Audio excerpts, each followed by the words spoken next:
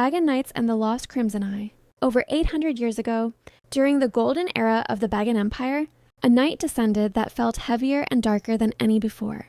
The moon was a mere ghost behind thick, swirling clouds, and a relentless monsoon transformed the dusty plains into a landscape of treacherous mud. Inside a small, secluded cave temple at the edge of the forest, a 20-year-old mural painter named Nanda worked by the flickering light of a single oil lamp. Nanda was a dreamer, known for his ability to paint figures so lifelike they seemed to breathe. A sudden roar of thunder coincided with a dark shadow bursting through the temple entrance. Nanda jumped, raising his lamp. A man stood there, drenched and caked in mud.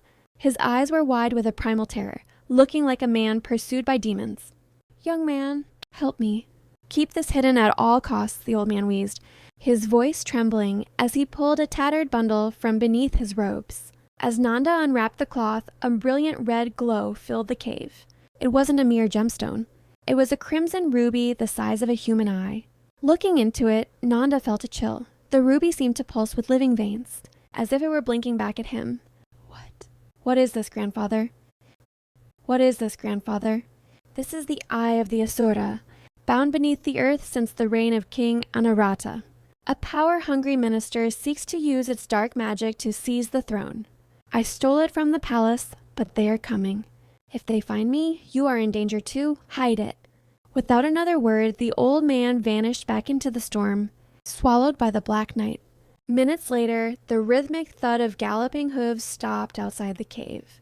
Panic surged through Nanda. He acted on instinct, shoving the ruby into the bottom of his heavy paint chest, burying it under jars of pigment. 5 royal soldiers stormed in, their faces grim, spears and swords glinting in the lamplight. The captain stepped forward, his eyes narrowed. "Artist, did a man pass through here?" Nanda's voice shook. "No, sir. I've been here alone, painting." The soldiers searched the small cave thoroughly, but finding nothing, they eventually retreated back into the rain. But Nanda's trial was only beginning. As the soldiers left, an unnatural cold gripped the room. His oil lamp flickered, dying down to a faint blue spark. Nanda opened his chest to check the ruby, and that's when he heard it, a faint rhythmic whispering. "Nanda, set me free, Nanda." The voice seemed to come from the very walls. He raised his lamp to the murals he had been painting. To his horror, the eyes of the celestial beings and fierce ogres he had depicted were glowing red. Under the influence of the ruby, his paintings were beginning to twitch and move. He looked toward the entrance, but the falling rain had seemingly frozen into a wall of solid crystalline spears. Blocking his exit, he was trapped. Nanda realized he couldn't run. He had to use his craft.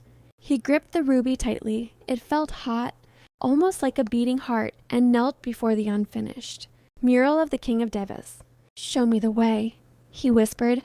A beam of crimson light shot from the ruby, sinking into the wall. Suddenly, the world blurred. Nanda was no longer in the cave. He was standing in a surreal, underground version of the Bagan Palace. There, he saw the old man again, shackled in heavy chains of shadow. Standing over him was the minister and a hooded sorcerer, preparing a ritual to use the ruby to awaken an army of ancient stone giants buried beneath the city. "Throw it in the well, Nanda." "The deep well," the old man screamed. Nanda bolted toward a dark, bottomless stone well in the center of the hall. The sorcerer hissed a curse, and the shadows on the floor rose up like claws to grab Nanda's ankles. Using his wooden brush as a protective talisman, Nanda fought through the darkness, reaching the edge of the pit. With a final prayer for his city, he dropped the crimson eye into the abyss. A deafening roar shook the earth, and the entire illusory world began to crumble into dust. "Young man, wake up."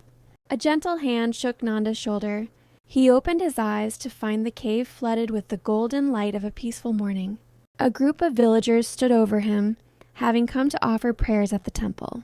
Nanda looked around frantically. No old man, no soldiers, no ruby. It felt like a fever dream. Yet when he looked at his palm, there was a faint, circular red stain that wouldn't wash away. He turned to his mural.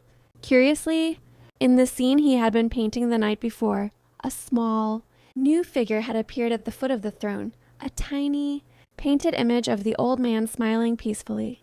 Nanda smiled back. He packed his brushes and stepped out into the fresh air. The kingdom of Bagan was safe, but the secret of that night would remain hidden within the walls of the cave, known only to the stones and the painter who saw the dark.